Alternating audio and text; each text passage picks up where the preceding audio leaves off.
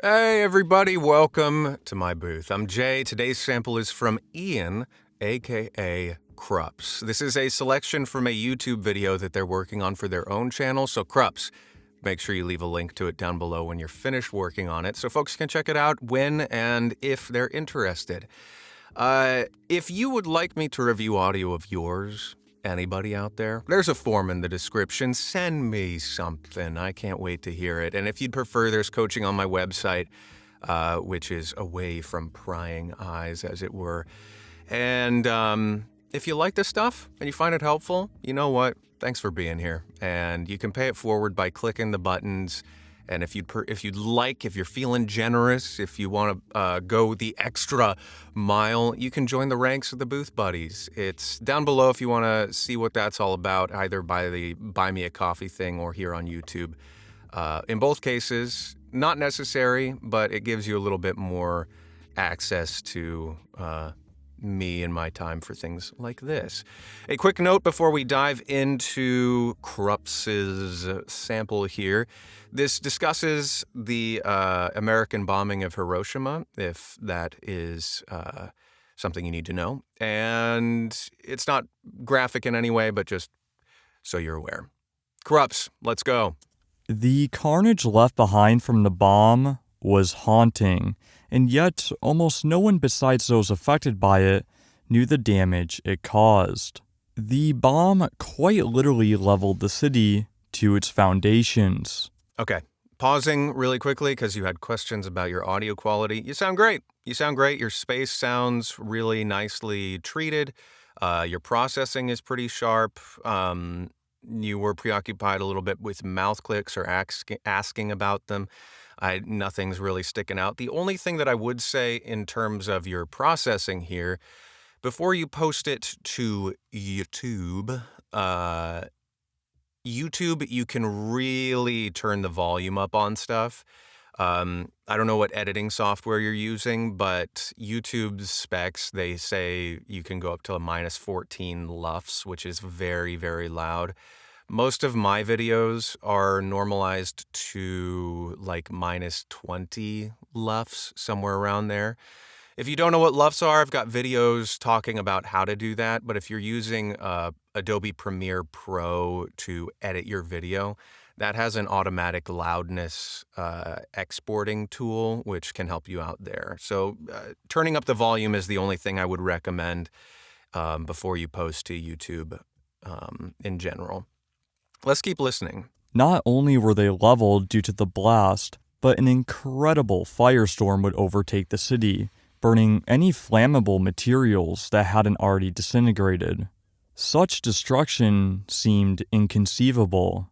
In fact, many U.S. Army members thought the bomb didn't exist, and when the news was announced, they initially thought that they meant a 15-kilo bomb, not 15 kilotons. However, they were wrong. In fact, the whole world was wrong.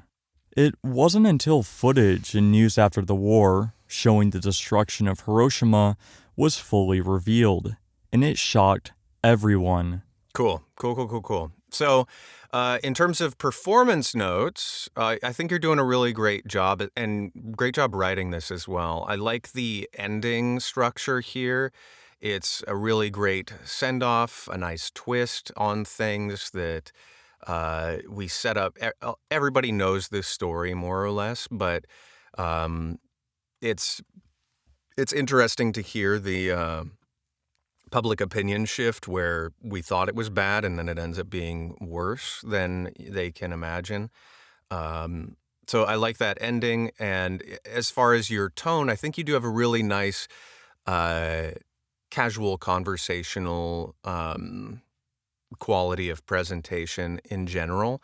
There are a couple things in that vein that I think we can tweak that will improve your delivery here. One of them is in terms of the pacing of things, you do still, I make this distinction quite often here, and it always bears repeating because it's really a nice pivot for a lot of us. There's just talking to someone, telling a story to someone, and then there's reading a story to someone.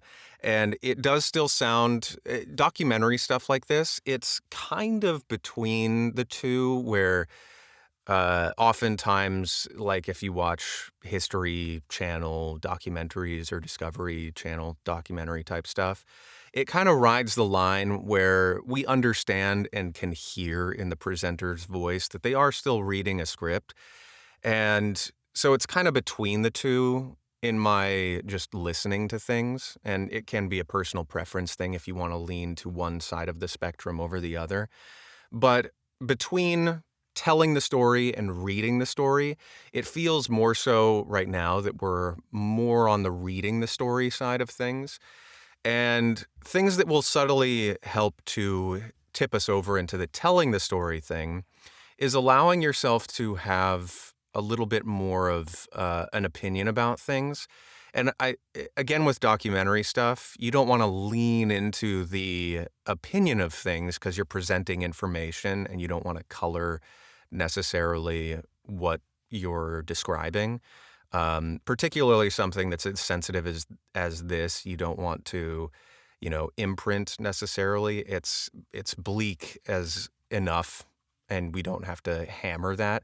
So your ending here is, I think, a good example of everyone's opinion changed and that sort of thing. But just being a little bit more relaxed in terms of the structure and flow of things, we still feel in the listening to it a little bit bound by the writing, which can be symptomatic of writing it yourself and then going to perform it yourself. It's really easy to get bound up in how you think it should sound and the pacing of things. So let's listen to this first bit and break down a little bit more specific. The carnage left behind from the bomb was haunting, and yet almost no one besides those affected by it knew the damage it caused. So it's already solid, but just loosening it up a bit. Let me listen one more time. The carnage left behind was haunting, but the thing, it's sort of like I had a video last week where I talked about kneading dough, and it's just relaxing it a bit more, where we can relax into the carnage left behind was haunting. But there's this other thing, and nobody knew the devastation it caused. Let me know if that's making sense, but I think we can relax a bit and break away from the sentence structure, because as human beings, as we talk and convey ideas and tell stories, we're not necessarily bound to punctuation and sentence structure. We'll pause and breathe and take breaks in the middle of sentences to pivot or move something. And so by relaxing a bit and just delivering the information, it holds the gravity of itself, I guess. But all in all, Cruppz, really solid work, and I can't wait to check out the fully fledged feature. Oh, you had one question about images. Do you need the images with this in terms of the video going in conjunction with your voiceover?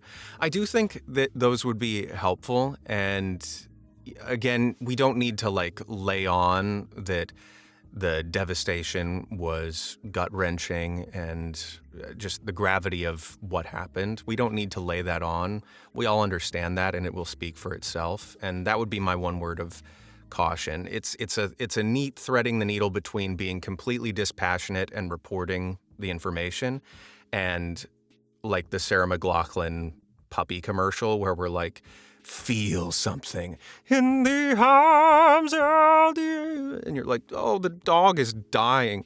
Like, we don't want to go that far, and we don't want to be completely dispassionate. So somewhere in the middle there. But anyway, great work, Cruppz.